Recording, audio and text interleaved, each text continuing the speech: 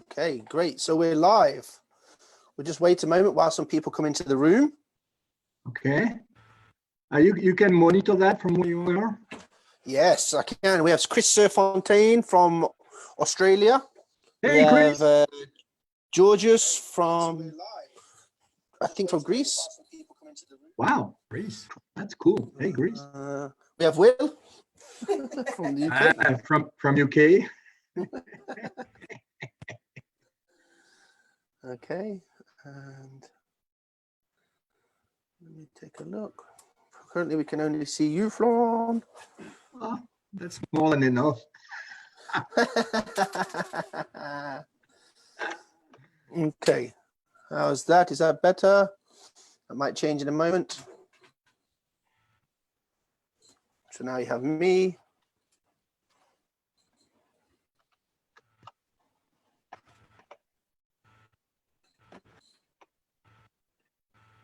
Okay, good. Now I think we have the right view. We have Honorata from Poland.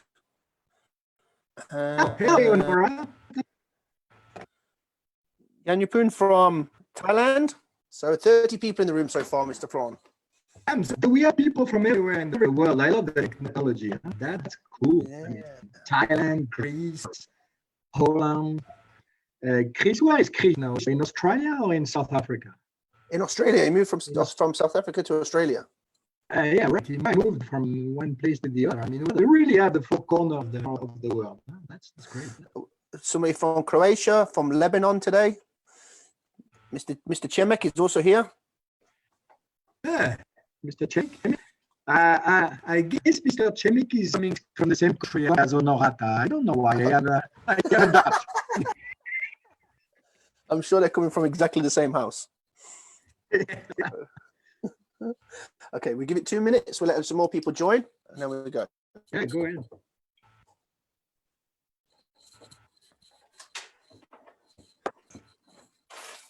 Just a moment. We have Harry from Switzerland, Simon from South Africa, Paulo and Luis from Portugal. Wow, impressive. And so, yeah, we have a lot of people joining us. Hello, everybody. Welcome to the Tech Talk Tuesday today. Today, we just let everybody get into the room, and then we're going to talk to our friend Florent from, you're in France right now, right? Yeah, I left Italy in the beginning of the COVID stuff, and I've been locked down in France for now 16 days. Yeah. Okay, super. Some greetings from sunny Cumbria in the UK and from Singapore to you. Wow. Okay.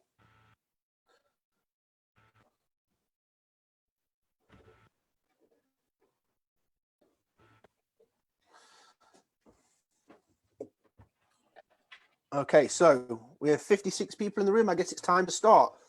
So welcome, Florent. It's nice to have you with us today. Thank you very much to you.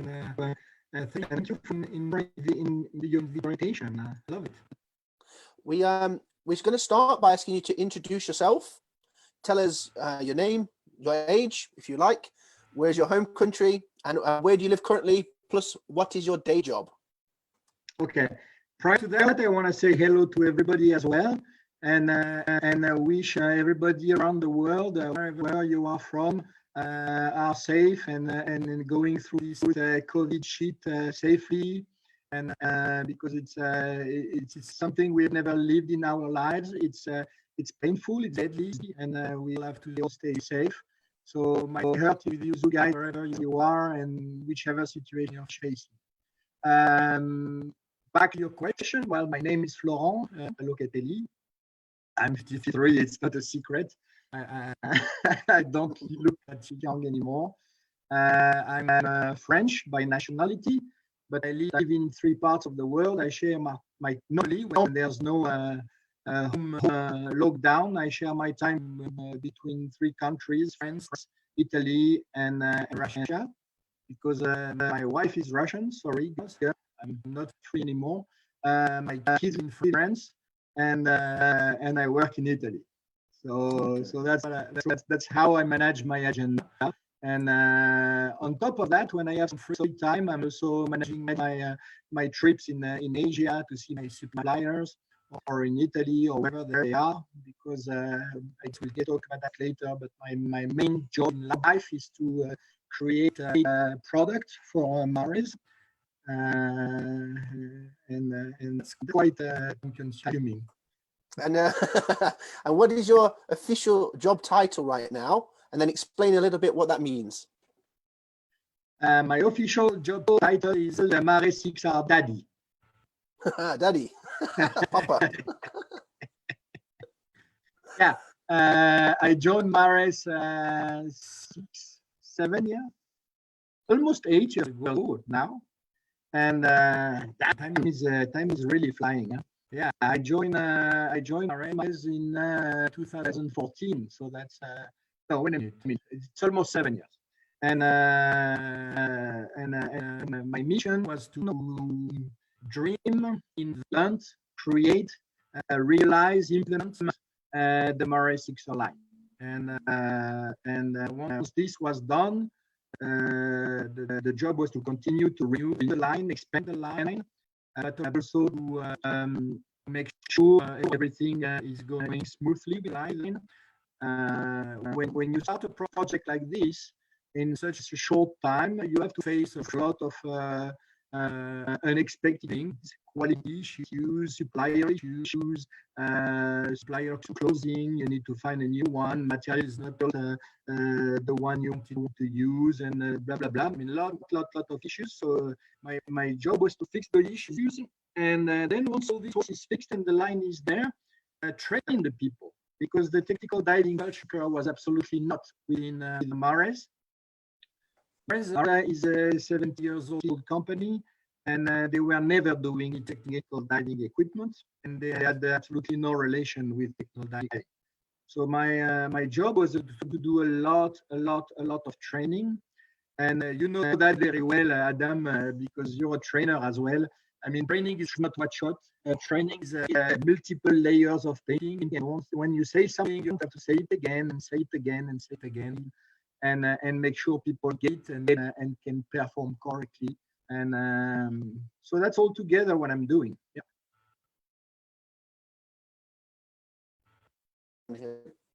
You still here? I lost you a bit. Ah, no, yeah, still here. We're back. Okay. Yeah. So let's say then that you're going to talk a little bit about the XR line in a moment. Yeah. But where did you start diving, and at what time, and when did you start teaching diving? Woo. To do this job, I'm actually not by luck or by hazard or by whatever. Mares hired me because I have a double background. I have a background in diving. I have a background in business. So the background in diving is like since I was a kid. I mean, I'm lucky to live in a country surrounded by sea. And since I was a kid, I was in the sea. I can even tell you if it was 2 or 3 or 4 years old. I have no clue. I have already lived in the water. Then I started diving officially with the CMAS and the French Federation when I was 16.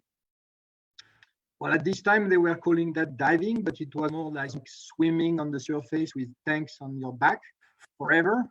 But I still loved it, and then I actually became a diver. I loved it so much. So being officially diving, I would say since 35 years, something like that.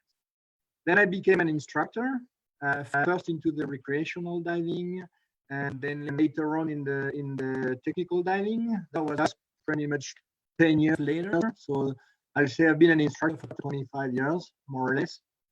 And then I continued the path because that was really something I loved.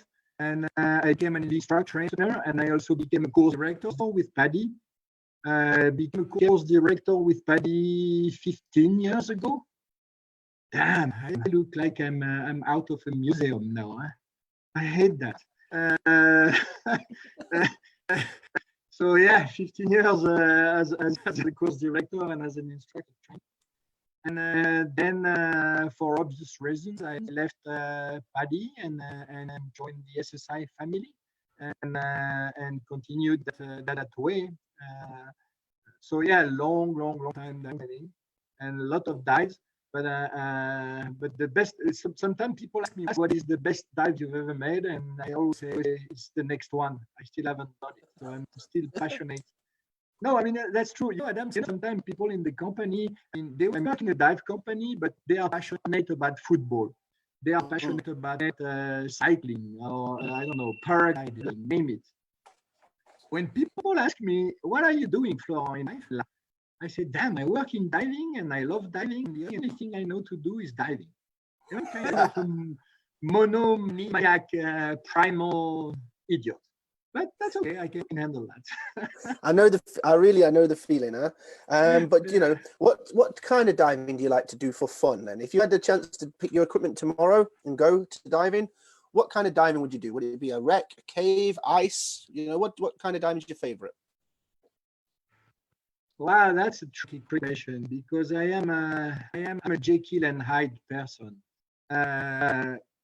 If I dive with my kids, I would go in any dive as long as I am with my boys. I take the small one in my arm like it's a stage, you know, breathing on the octopus, and and the big one can fly around, and we go anywhere. So that's that's the type of diving I love. I mean, you know, I mean, I know exactly what you mean. Yeah, we did plenty of dives together. yeah. So far to date, what is your most memorable dive to date? You know, we had some fun in Order, we've had some fun in caves in France, but what was your most memorable dive? No, my heart goes for deep wreck, particularly when I'm the first one to dive in the deep wreck. My heart goes for caves, but it's very hard, and I'm too old now to invent, explore, and discover new caves. So plus I like what has been made by humans and what is lost forever. So closer to wreck, I found mine. And since a few years now, I really became a mine addict. So to answer your question more seriously, when I'm not with kids, I'm really into deep wrecks and mines. My most memorable dive, I don't know. I mean, there are millions. I mean, it comes from my first dive with a shark, my first dive in Oyam, a mine. When I discovered 22 years ago and dove for the first time, first to dive alone, the wreck of the Proté of La Ciotat. I mean, these are moments that are really screened under my eyes, and then when I close my eyes, that's what I'm thinking about. Yeah. Okay, fantastic. Just to let everybody know that's listening to us on Facebook, you're more than welcome to write some comments or ask some questions in the comment window. If you ask those questions, I'll put them to Florent, and hopefully he'll give a funny answer as well as a correct answer. So maybe you get two answers to the questions. Okay. I'm trying to stay away from those big head guru style guys.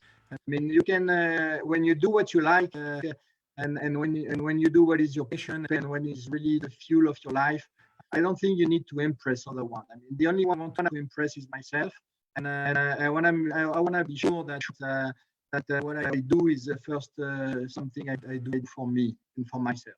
So that's why I'm always joking, and I'm trying to step back a bit from what I'm doing in life. No, you're a good guy. You always make diving fun and interesting whenever I'm with you. So let me ask you a question then. Why did Mahrez get into the technical equipment market? What do you think that was? Well, that's my luck, and that's very interesting. Mahrez took over a company was now 7 or 8 years ago. The SSI can correct me if I'm wrong. And the company name was SSI. And when they took over the company, SSI, SSI was a super complete training system going from free diving and apnea all the way to technical extreme diving. And RS had a super complete line of equipment able to fly parallel to this training, except for technical diving. And they discovered the complete technical diving world, and they had no equipment to accompany this training ability of SSI. So it took them a couple of years and to really handle, develop, and cover SSI. From the beginning, they really understood that they were to develop the technical diving line, and that's my luck. I was in contact with a fantastic guy who hired me, Stéphane Michel, and he told me, Florent, here are the keys. I'm gonna be watching over your shoulder, but I trust you and make this line. And I was super lucky to be the right guy at the right place at the right moment. And that's how they hired me, and that's how the project started. Yeah. Okay, that's super cool. It's nice you've been given the keys to the keys to the car. Yeah, it gave you a good start. But I know at that time, remember, I was working for Accolade, and which I nicknamed at that time the Ministry of French Diving, or the Museum of French Diving. And I was in a completely different position, because I was the business line manager. I was in charge of diving worldwide for Accolade, and that's coming from my scholar background. I have a master in business administration, and that's what I was doing. I was administrating a business line. And I was tired of that. I was so much tired of that.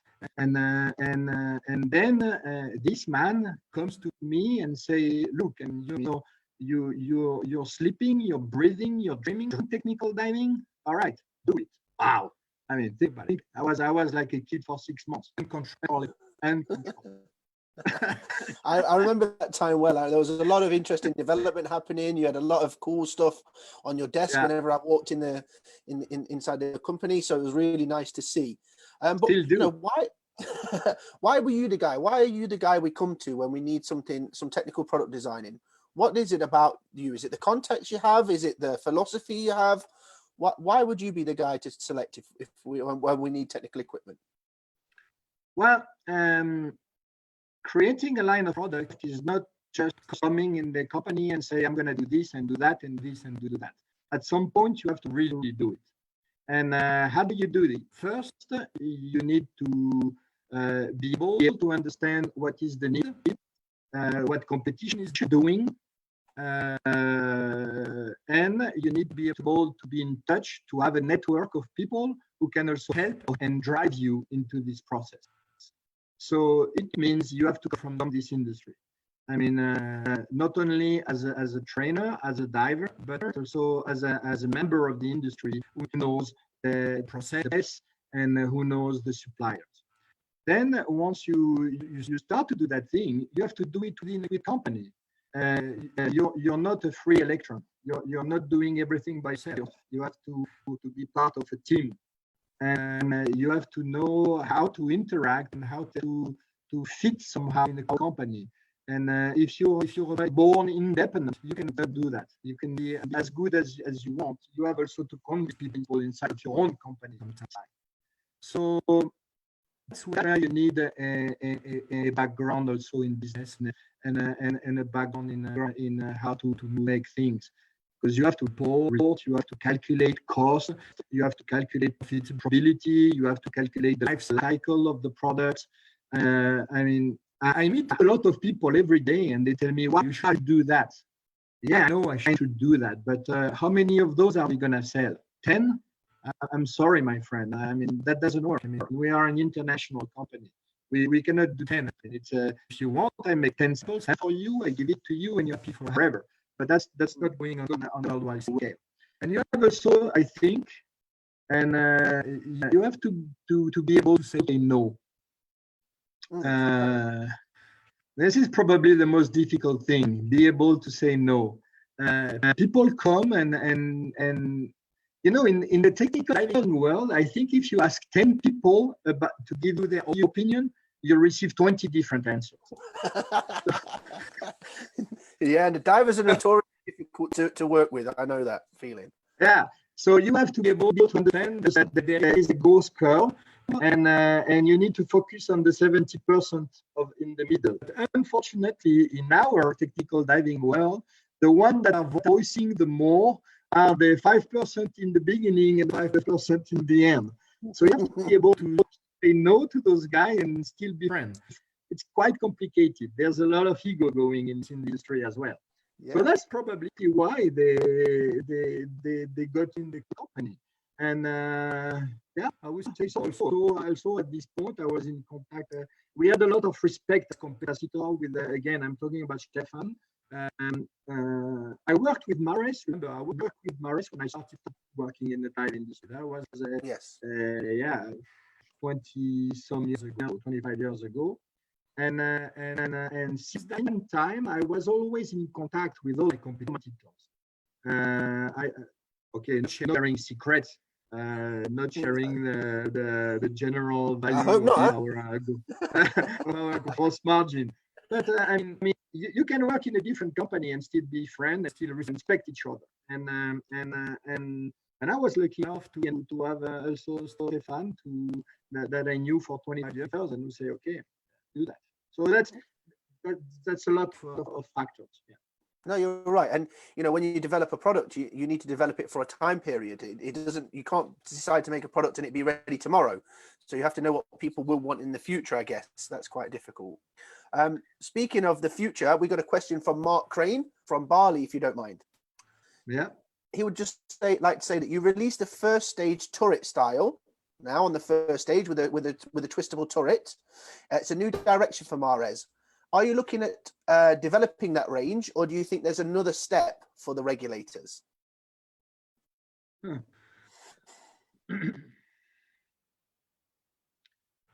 Sometimes you have to be pragmatic and look at what people are using and just look at what people want. And you cannot reinvent the wheel, particularly when it comes to regulator. And making a regulator with a turret was a need from the market. Everybody was saying we need a regulator with a turret because of the Scuba Pro Mark 25, because of Apex, because of all the other brands, and because also of a lot of theories. Oh, wait a minute. Let me go back to your first question, and I'll go back to that one before. I mean, you have also to do my job to be able to understand that what you are saying or what you are believing as a person is not the truth. And you have to be able to listen to all the other one who believe they have the truth and find a way in between all this truth that makes, again, the growth curve almost everybody happy. And it comes to equipment, but it comes also to diving, it comes also to dogmas, it comes also to people who say, you have to do it like that. Why? Because you have to do it that. Like, yeah, but sorry, I'm not stupid. You have to explain to me why. No, it's the book, it's the rule. And no, seriously. So at some point, you can be an idiot and they say, no, the turret was invented by other, and I'm not going to do the same thing. Yeah, okay, that's a position. But that doesn't work. I mean, you have to make what people want. So that's why we did start in the 50th port. We wanted to get also much more into Simon diving. Simon is very interesting also because we start Simon without a clue. We had almost no experts. And again, everybody was voicing something different. So in the end, to understand was complicated, very complicated. Now we have the right experts. We have people who are really counseling us, and because they do it on a daily basis, we listen to them, and we do it the way the majority do it. So you have some new stuff coming in the assignment. I'm telling you for the sure. Back to the question of regulators. We're studying the market constantly. I am surveying the market. I am surveying competition. I have people like you, Adam. You are my counselor for UK and the world. And I have a question. You know how many times I call you and I say, hey, what do you think about this and blah blah. And I'm trusting people like you. I know Kat is somewhere also behind the screen. Kat is one of those, and and we have a network. And if you can tell me, look, the direction we need, then what we should be doing is that, then we go that direction. That's my plan. That's my way of working to answer Mark. Then that being said, although I am an old diver, I believe the future of diving is not in open circuit. That's interesting to hear. We have a question just now about the Horizon SCR, actually. If you don't mind, will there be other configurations for the Horizon? Could it have back-mounted cylinders, or might it be side mount? That was a question we have. The cylinders of the Horizon are placed on the side, and there's no way to put them in the back. You have two different configurations with the Horizon. It's the no decompression and the decompression. If you go with the no decompression one, you have only one cylinder with your diluent, and it's actually not really a diluent, it's a main gas. And if you use the decompression version, then you have two cylinders, both on the side, and one is with main gas and one is with your deco gas. But no plans for the future to put the gas somewhere else? Not for a unit like that. It's a recreational unit. It's a recreational unit.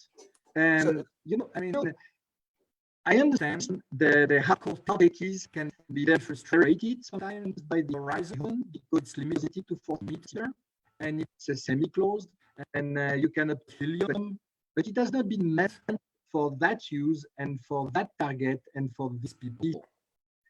It's meant to recreational divers that want to go easily to another system that gives them more time, more freedom, more autonomy, blah, blah, blah, blah, blah. We all know what's the advantage. But there's also a step between open circuit and closed circuit. And because once you try the semi-closed rebreather, they are much closer to the closed circuit than they were when they were just open circuit divers. And that's the main purpose. Now the question is closed circuit rebreather, but that I cannot tell you. Before we go into the next step, we just want to try and fix the sound for a minute. We've got a few complaints about the sound. Can you just disconnect your Zoom, close the window, reopen Zoom, and we try to let you back in again. We try from there. Yeah, okay. So I close completely and reconnect. Okay, that's good. I have to put my glasses. Okay, everybody, excuse me just while Florent disappears. He's going to log out and log back in again, and hopefully we can fix this sound issue for you. Let me know if it gets better when Florent's back in the room. Just give me a moment.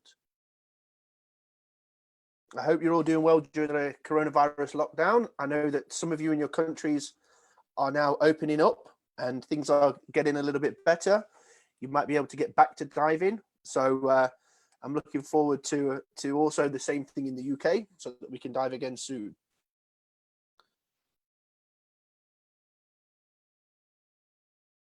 Okay, let's see if Florent is back in the room in a moment.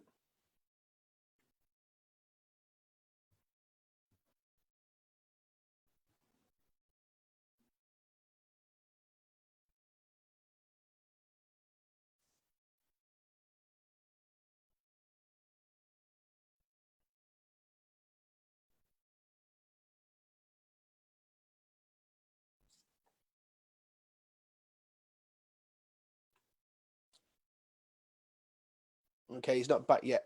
If you guys want to line up some questions, please write them in the comments window. Florent was obviously part of designing the Mara's equipment from the beginning. So if there's questions about the Mara's equipment you'd like to know, questions about the future of the Mara's equipment, then please put those in the window and I'll put those to him when he's back in the room with us.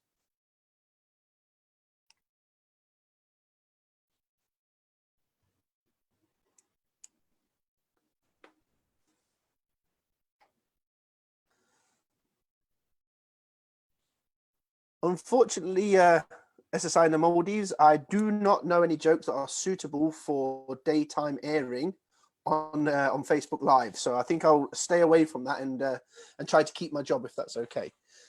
Still on lockdown in Bosnia. Yep, we're still pretty much locked down in the UK. We have some small restrictions tomorrow lifted. Let's see if we can get Florent back with us. Sing, yeah, I could sing, Karim. You heard me sing before. Just a moment.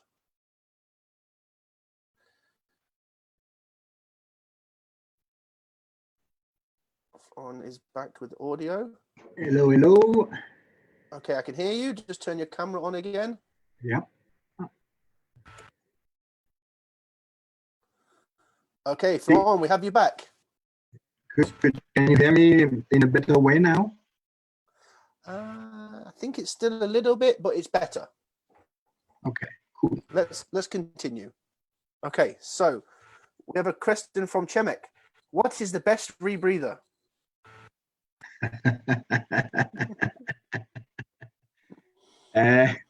Shemik, you know the answer.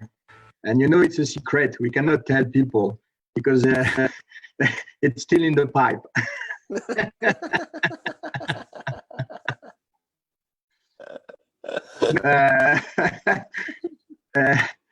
That being said, it's a tricky question. First of all, I've not been trying all the rebreathers in the world. In my life, I've been using in a serious way. I mean, in a sufficient way to be able to talk about it. The one I've been using are the Megalodon, are the AP Inspiration, later on the Revo. I used to be a trainer on the Optima from Dive Right, but I stopped that. And now I'm looking with a lot of interest as at the dive of some breeder. But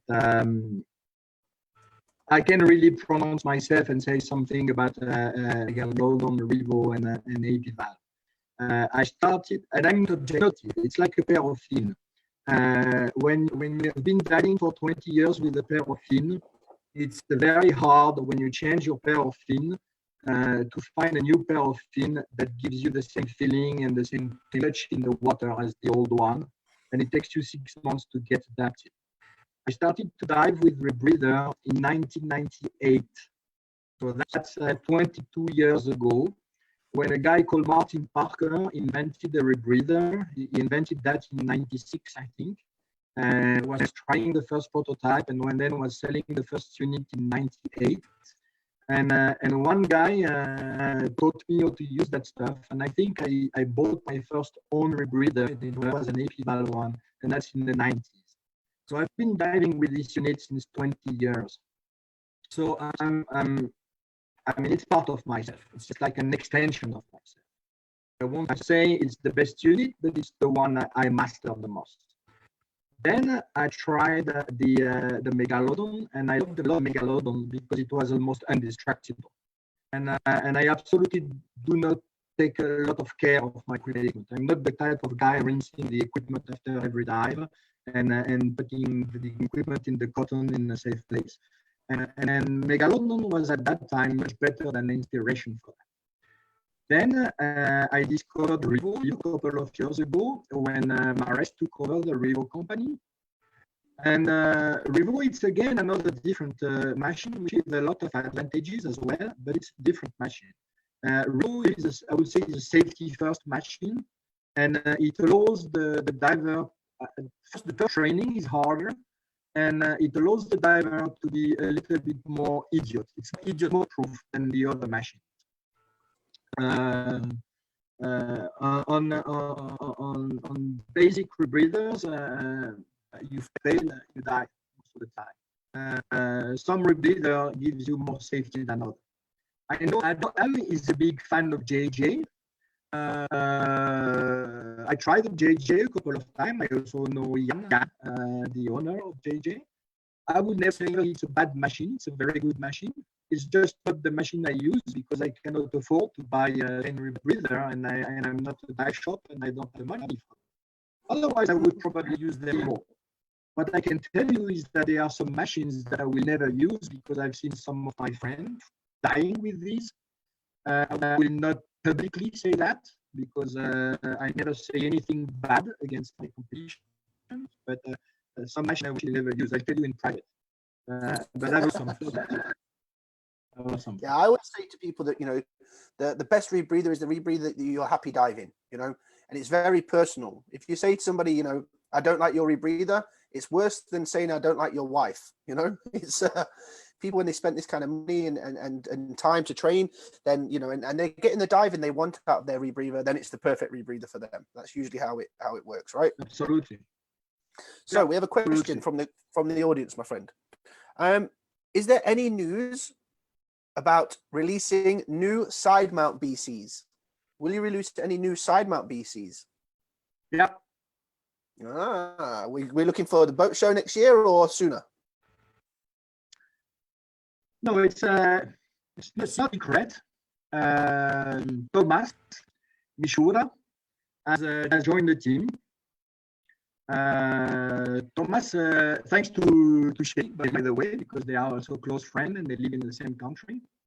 And Thomas has joined the Mares team, and for me today is one of the top 5 side mount diver, teacher, trainer, whatever. He has a unique ability to be in the water with side mount, just like a side mount fish. So he's helping me in a way that I could have never expected. And of course, we are working hard together. The only thing that makes me really unhappy is that we've been blocked for 3 months, and because of this COVID thing, and we had to postpone a lot of prototyping and a lot of testing. He designed a new blader. I sent him a prototype. It took 4 weeks for him to get the blader.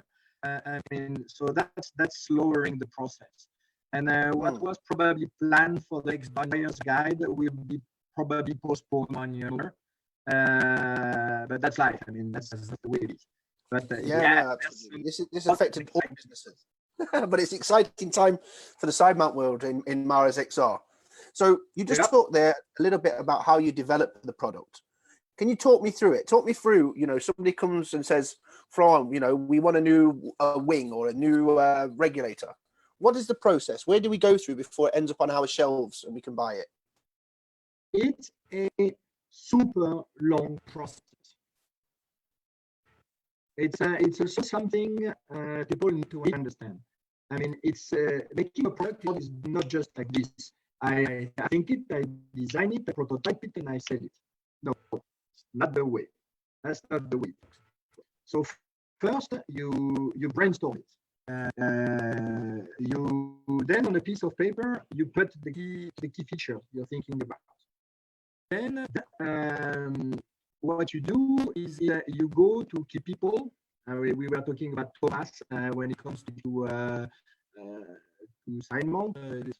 We can talk about you when it comes to breather, etc., etc. All the guys we have in the team, and then you survey them and you ask them what do you think is mandatory, what is good, what is bad, what is necessary, blah blah blah. Then you go and survey the market. You have to understand also what the market is doing. We stand on the shoulders of the guy who have been exploring and developing equipment before us. And frankly speaking, if you don't believe in Sheikh X-ray, for example, don't do technical diving, because the modern technical diving is standing on the shoulder of this guy. That's just an example that crosses my mind. So you have to go and see what the other people are doing and consider it. Then you ask the shops also what is selling, because you can make the best equipment in the world. If you are 5 times more expensive than the other, you won't sell it. So you go to see the shops as well, the people who are going to sell. You go to see the instructors. You can go to dive shuttles. You can collect brochures, catalog. I mean, it's you're collecting and you understand. You get into the project. And then you brainstorm again, and then you call people and you say, oh, I've seen this, I've seen that, and you brainstorm and brainstorm and brainstorm. It takes some time, because sometimes also you sleep at night, and when you wake up, you have a better idea than when you go to bed. So, I mean, give the time to your brain. No, I'm seriously, give the time to your brain. I mean, when I created the Red Devil, I mean, that started a joke. Let's make a red devil. I mean, a BCD and everything is going to be red. I mean, that's really started as a joke. And then after surveying and asking people said, wow, it's cool. We want it. And then the joke comes true. The joke was the color, not the product itself. So really you involve as many people as you can. And then you make a short team. You select a short team, the real expert, the one you can work with. Oh, another parenthesis. Test. You need people to test your equipment. It's a little bit later, but it's the same in the very beginning of the development process. If I ask someone, what do you think about this? And the guy tells me it's good, or the guy tells me it's shit. Okay, that's an opinion. I need to find people who can tell me it's good because of this, it's shit because of this. But further than this, I need people to be able to tell me it's shit because of this. And if you do that, then you turn the shit into gold. And same the other way. And that is not easy because the world is full of experts. But experts who can analyze and tell you what's good or not good, there's not so much. So again, brainstorm, then you go back to your paper and you define all the features and what you want and blah, blah, blah, boom. Then you have to check the price because most of the time, what you do is based on the price you want to sell. I mean, today we all know that a complete wreck diving gal, for example, like the Red Devil, is retailing in the marketplace between 450 and 700 euros. Yes. Probably the most expensive one being Alcium, around 700, and you find some cheap one around 450. So if you come up with a product that costs 1,200 euros, it doesn't work. You sell it. So you have to define a target, and within this target, you have to build your project backwards. Okay, so that's also one constraint. And once you've defined the cost, you define the investment you need, because it's also a good question. I mean, how much money is this going to cost? How much money is this going to bring back? And if you spend more money than you get back, stop your project. Even if you make everybody happy, you'd better selling ice creams than doing this. So I mean, you know, there's a lot of calculation to do in that. And then you can start drawing. You can start going to the paper and drawing the product. So do you draw? I mean, it's like in the school when I was a kid, you draw. Then I remember a big part of the research you did was you actually have under your desk every piece of equipment from every manufacturer anywhere in the world, be it a big company like Halcyon or a small company like ProBlue. I've seen you take everything on the market and you dive it all and test it all. That's got to be a really big part of it and take a lot of time, right? What's good with and bad with other products on the market, I guess. The dive industry is a strange industry because we have to buy every competitor product. If you look at the ski industry, when I was hired by Mares 25 years ago, my guru was a man called Jack Altimani. He's gone now. And this guy was coming from the ski industry. In the ski industry, every big company is the same. You have 5-4 big companies. Beginning of each year, they send the complete collection of samples and the price list and the catalog to their competition. Yeah, because anyway, we're going to get it. I mean, I'm going to get the price list of all my competitors. I'm going to get the samples of all my competitors. Let's just make it easy.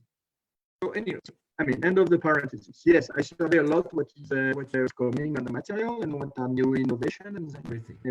You draw. Then you give the drawing to the designer, to the graphic designer. They make a 3D drawing, and then either we print it if it's small, or we go to the prototyping. You have a lot of different prototyping when it comes to a BC. We have a lady, for example, with golden fingers. She can stitch and make prototype about anything. And then you get first. You and me, we went out for a few beers one afternoon, and we came back and she made a wing like we drew in the morning time. So yeah, people like that are super helpful in the process. Yeah, you come back and you say, the grommet here is not good. Can you move it here? And then 2 hours later, the normal grommet here and the grommet is on the top. She can fix it. I mean, we need golden people like this. They're really the value of the company. They're the value of Mares. This is really the value of a company at Mares. Like, it's a big company, and you have people with a long time knowledge and know-how. And without these people, you don't do anything. Because you can be talking and drawing whatever you want. If they don't prototype it, forget it. Then this prototype, I start testing personally, mainly for reliability reasons, and also because I want to be able to say that I've been testing every single piece of this line, and I'm comfortable with it. Then, when I've done that, when I say testing, I really mean testing. You know me. I do the job. If it takes a cave diving, it's gonna be in a cave. If it takes deep diving, it's gonna be deep. If it takes I've seen I've been ready on the Mara's boat on a day out for diving, where there's 4 divers, but 25 cylinders and 35, 40 regulators to be tested. All different prototypes of the same thing. So yeah, it goes through a hell of a process. Yeah. Then we make a first prototype serial, and we send to our key testers. So we have people everywhere in the world who can test the equipment for us.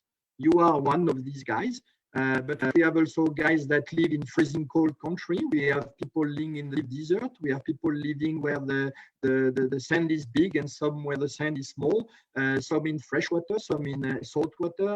I mean, any type of diving. And we give the prototypes to them, and they dive, and then they nurture us with the feedback. They really nurture us because they give volume to the test. And okay, not to mention that we sign also NDAs with those guys, so the information is not going too fast. Then we analyze, we modify prototype, and we start again, and we test it, and then we modify again the prototype. It's really an adjustment process. There is no rocket science here. It's about testing and being in the water. Once we have finished that, then you need to go to production. Then you need to find suppliers. And that's another challenge, because finding suppliers is not easy. I see a lot of people on the internet. They invent a product, they make it in their garage, and they say, "Look, this is the best product of the world." No, it doesn't work like this. It doesn't work like this. We have rules and norms and certification, and we have REACH, we have CE.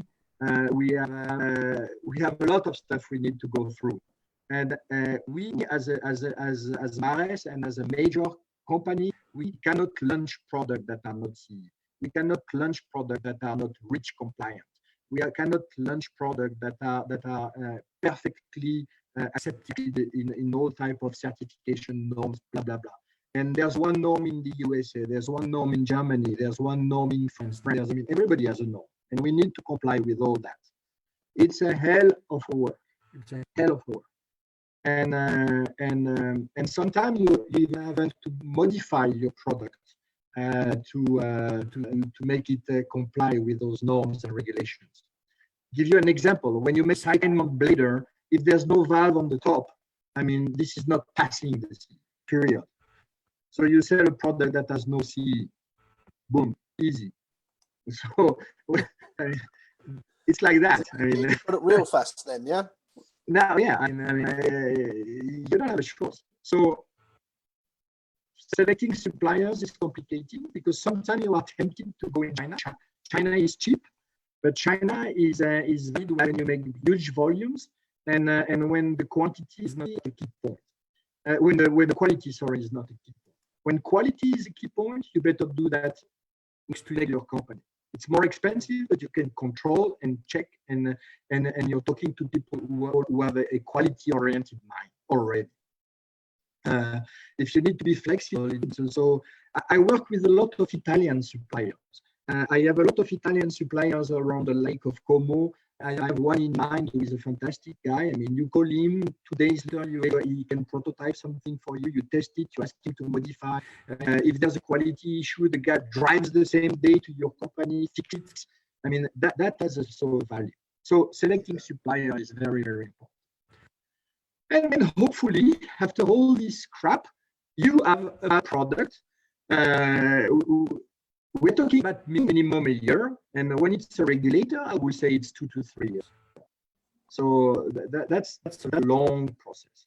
but you have to, you have to do price lists, SKUs, develop packaging, and all that other stuff, right? You have the product in your hand, but it's still not complete. You have to make the brochures, the manuals, the labels. You have to translate this in 30 languages because we live in Europe. So once then you have to define the packaging, you have to find a supplier for packaging, you have to buy the packaging, you have to test the packaging, you have to validate the packaging. I mean, this is again taking a hell of a long time. Then you need to create the codes, the reference, the bill of materials. That's long. And then train the salespeople, train the suppliers. Wow, it goes on, huh? Still not, Adam. Still not. No. Then you have to bring your complete project to the quality control department. Yeah, I know these guys. And they have only one boss. It's the CEO of the company. And so if they say no, it's no. and they are the guardians because they are committing the company. I mean, the company name, the company liability. So when you knock on the door with your new product, you better be prepared. And the quality guy, they say yes or no. I mean, it's as easy. And if it's no, you do it again. I mean, period. And then once they say yes, you can start the second part, which is actually much more external than internal. You order the samples. Well, actually, no, because when you order the sample, sometimes the samples you receive are different from what you order. So you have to check the sample, and if you're wrong, you have to reorder, particularly when you work with Asia. Now you start to have the pressure also from the sales guy, because you've been working for a year. So they're looking everywhere. They know something is cooking. So they want it. So they start to knock on your door every day. When is the product ready? When is the product ready? Then you have to do the technical drawings and the picture and the marketing stuff, the catalog. I name it: advertisement, press release, videos, POPs, PowerPoint, tutorial. You have to prepare all that. Then you finally make a meeting with all your internal team, and you have to train them and teach them and show them and make them validate, because it's also buy-in. You have to like the product you've made, because if for any reason this guy say this product, I don't believe in it, they won't sell it. So it's long. Damn, it's long. And when you stand there in the boat show with 30, 40 new products behind you, this process happened for every product. Started 2-3 years before, and then you can finally relax a little bit. Yeah. And the worst is okay, but then let's talk about the worst and the best. Let's talk about both. The best after creating a product line like this is when you go on a boat somewhere and nobody knows me. I'm the guy making product. I'm not the guy. Yeah, we keep you in the basement. That's why. Yeah, exactly. Well, not really, but but I'm not the one on the advertisement. And so when you go on to dive on the boat and someone is talking about your product to you, is telling you why your product is good, that's the best. That's really the most rewarding thing. Then the worst is you are in a fair and your product is displaying, and then there's one guy coming to you and he says, really, you don't understand anything about this technical diving. You should have done this green instead of red. And you're like, So, can you explain to me? No, I mean, it should be red. But you said green before, no? Yeah, sorry. Yeah, but that's the same. The color is not good. And then the guy leaves.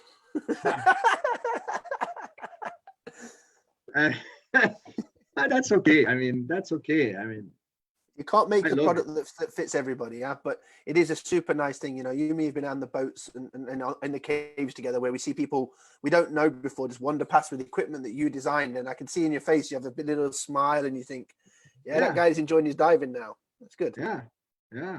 And then to finish this process, because the actually when you're in the dive show and when you are in the boat and you watch people using your product or criticizing your product, it's still not finished. The development process still is not finished, because then come the quality issues, because your supplier decide to change the fabric without telling you. And then you have to investigate and understand what your product that you've made to be the best is now not working anymore. And you kind of have to start it all over again to fix this issue. So that's one option. Then so you have all the after sales, and you have all the training also to do to everybody. And it's still not finished. It's still a lot of work, and you have a lot of and then you have all the people you've trained. Then they come back to you re-asking the same question, because of course we're not listening. It's a never-ending process. And then version 2.0 starts, the same process again. Yeah. Or alongside sometimes. You're already with the 2.0 product. Oh yeah. And the first one is still in just going to the people. That's nice to know. No, and also, I mean, it takes time to have the product sold everywhere in the world, because the chain of distribution. Of course, we live in an internet world, and everybody from internet gets the information immediately. But it takes more time from the product to go from A to Z than internet. So sometimes people are really, really frustrated because they see a brand new product on the internet and it's still not available in their country. And they have to wait for 3 more months. Also, they go to a dive show and they see a brand new product and they get excited about it. And because it takes time to ship, or because it takes time to produce massively, or because we have so big orders that we cannot catch up with that, sometimes it takes a little bit. And we sometimes create frustration with that. And that's something also you have to deal with. And that's why I don't want to talk too much about the new product I'm working on, because really you create expectation. And people get tired, and more actually. I don't even want to show a product until it's the mass production has started. That's you just a shame, because Tracy from the US has just asked, is there plans to develop a side mount rebreather? Not gonna answer that, obviously. I knew you were going to say that today. Okay, so another question then from Ricardo. He asks, there's a lot of changes in the industry because of coronavirus. What do you think the impact would be on technical diving? You know, like renting rebreathers, safety drills, that kind of thing. Do you think we'd start solo diving? No. I think I have two actually. I think we should look at two different aspects. There is an aspect on the surface and there is an aspect in the water. And there's no coronavirus underwater. So if I was diving in low visibility and we dive 1 meter closer to each other, we're not going to change that because of coronavirus. You're not going to give me the coronavirus underwater and vice versa. So I don't think safety procedures while diving should be modified. Underwater, you have the training. Would I share a regulator and an octopus with someone in these days and time? Probably not.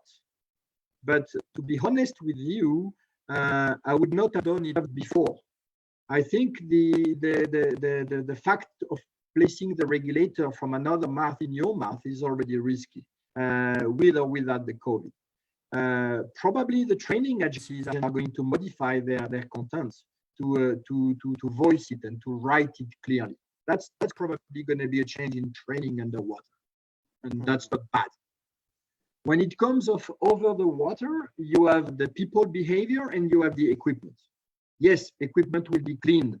Yes, probably it will have a super positive effect on dive centers.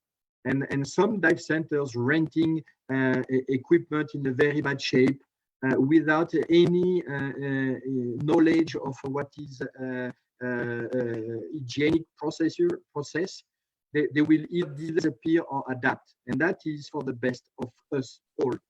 Because when I go in a remote country and I have to rent today a smelly wetsuit with a lot of holes, and it has not been disinfected and it has not been rinsed, I don't want to use this. I don't want to dive, and that is hurting our industry.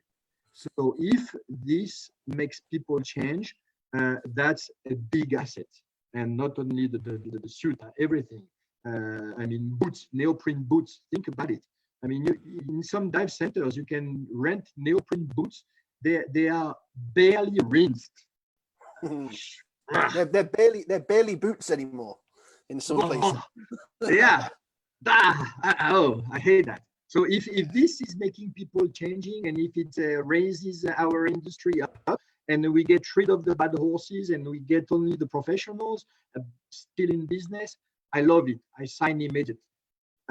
When it comes to rebreather is not is different. It's a piece of equipment. It has to be cleaned, rinsed, and disinfected.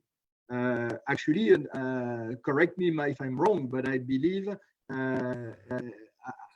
anybody should disinfect today, should clean a rebreather if it's not his own before using it. I wouldn't breathe on somebody else's rebreather without cleaning the loop. Shit, man. No. And I think, you know, most places should be cleaning between divers if they're renting the machine. Certainly, you know, every diver should be sure their rebreather's clean before they build it. So yeah, absolutely in that side. Yeah, because we're running a little short on... if it raises the quality of the cleaning worldwide, it's a good. It's a bad for a good. Definitely. Yeah. You know, you and me are both positive. I'm looking for a positive outlook from this. I think good things will come. I think that things will go forward in the future for sure, you know, and quickly. I'm expecting a good bounce back. Because we're running a little short on time, I just moved to the last question. And I know you don't want to be specific, but everybody wants to know, Florent, what does the future hold for technical diving equipment? Mares or not Mares, or how you know, specific you can be, that's up to you. But what does the future hold? Well, first, as I told you before, I believe the cost of gas, particularly helium, will make technical diving evolve to a less consuming way of diving. So to that extent, rebreather is gonna be somehow the future. And when it comes to technical diving, again, rebreather now will replace open circuit one day or the other, because it's expensive.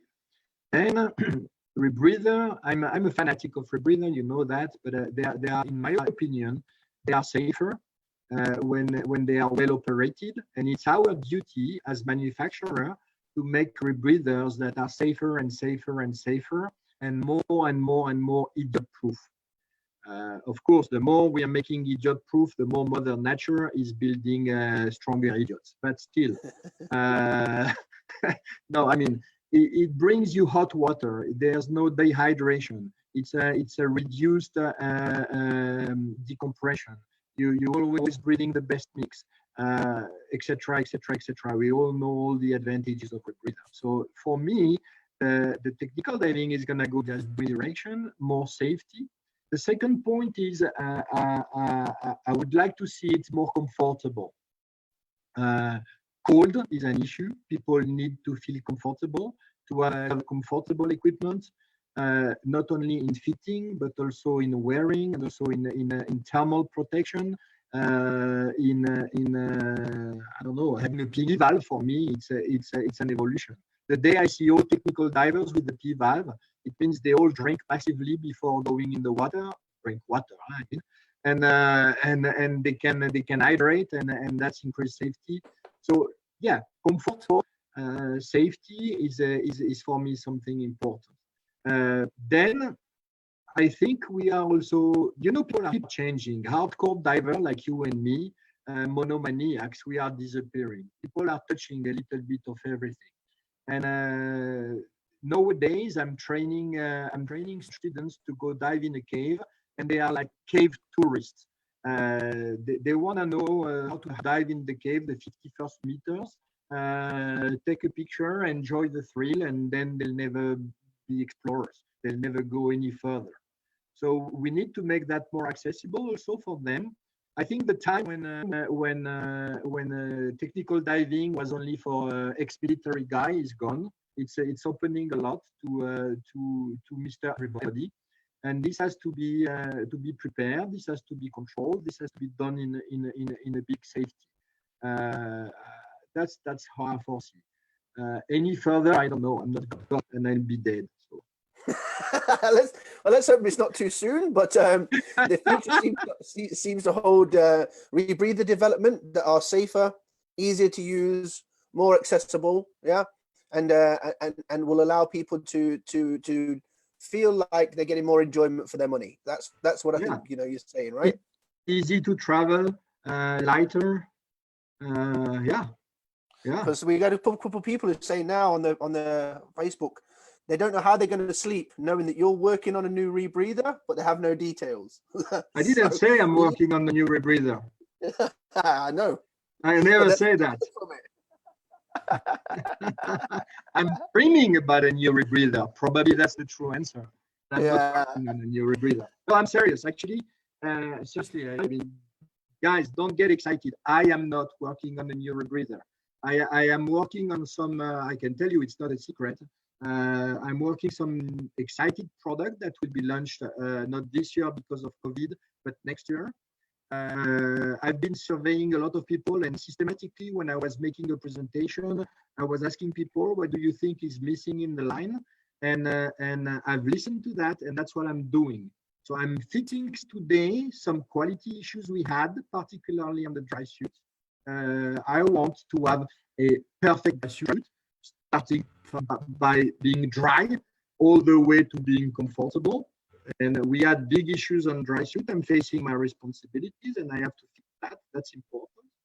Then we have a key a piece of equipment missing in the line today, and it's not as evolutive as a rebreather, although it's quite complex. And I'm working on that. And that's my priority today. I'm not working on a rebreather. Sorry, guys. And I told you I'm working on assignment with Thomas as well. That's already a lot of work, guys.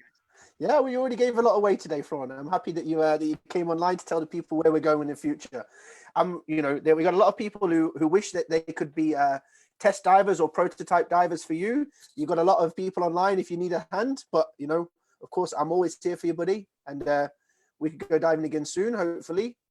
And if there's anything you want to say just before we go, I just want to tell them I would be happy to have people testing the equipment for me, but testing is a work. Testing is a job.